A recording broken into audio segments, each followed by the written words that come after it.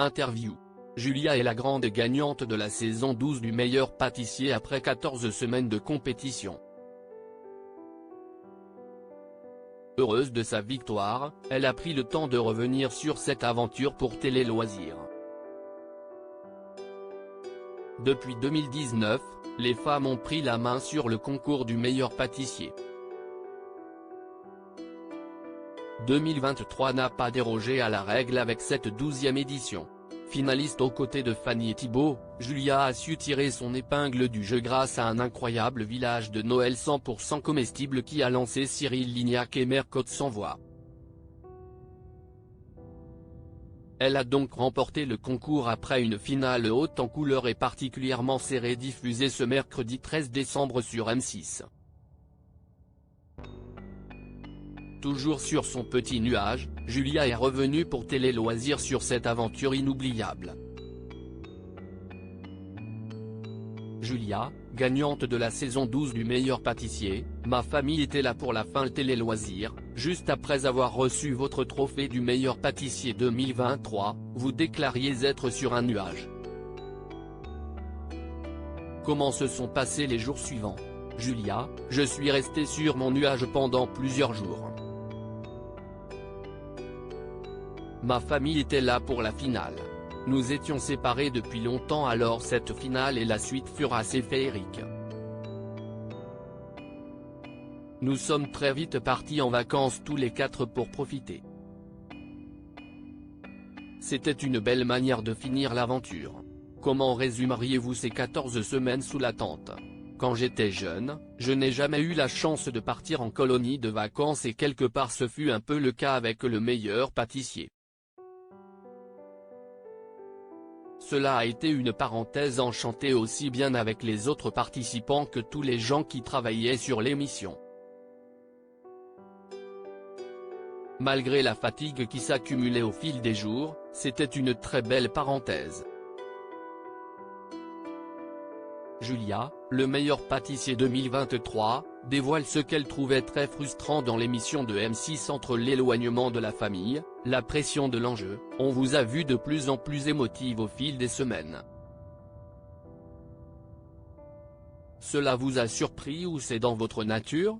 Si est dans ma nature et je fais en sorte de me contrôler. Au quotidien, je suis très sensible. Tout me touche et m'affecte et du coup il y a des moments où ça lâche. Et puis, on ne se rend pas compte de la pression pendant le concours. Moi non plus d'ailleurs.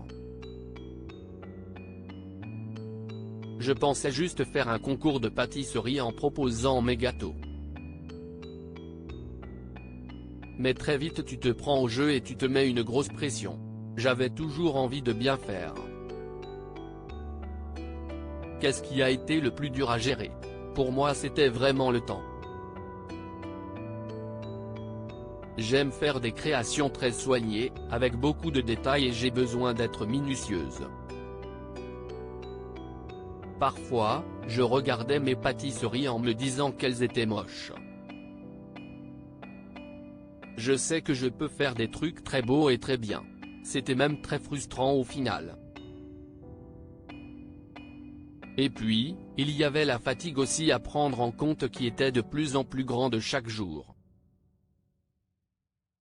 Julia, le meilleur pâtissier, a-t-elle fait une reconversion dans la pâtisserie depuis sa victoire? Elle nous répond chaque finaliste avait son point fort avec la technique pour Thibaut, la régularité pour Fanny et ses 3 tabliers bleus et votre créativité. Qu'est-ce qui a fait la différence dans une finale qui a été rarement aussi indécise? Je pense que là sur les 8 heures de pâtisserie, c'est vraiment la créativité qui a fait la différence. Et pour le coup, c'est un aspect que j'ai plutôt bien maîtrisé tout au long du concours. Nous devions nous pencher sur le sujet, réfléchir à ce que nous voulions faire. Je pense mes gâteaux comme des histoires à raconter. Un gâteau ce n'est pas que de la technique, ce sont aussi des émotions, des goûts, des visuels à faire passer. J'ai quand même eu beaucoup de coups de cœur pendant l'émission que ce soit du jury ou des chefs invités. Au début du programme, vous étiez juriste et pâtissière amatrice. Qu'est-ce ce qui a changé dans votre quotidien avec cette victoire? Absolument rien. Je suis toujours juriste. Je n'aille pas 20 ans contrairement à certains qui sont au début de leur vie. J'ai déjà une carrière assez posée, mais je ne m'interdis rien pour la suite. C'est une passion très importante et j'espère que ça va m'ouvrir des portes. Mais je laisse faire le destin pour m'amener certaines choses.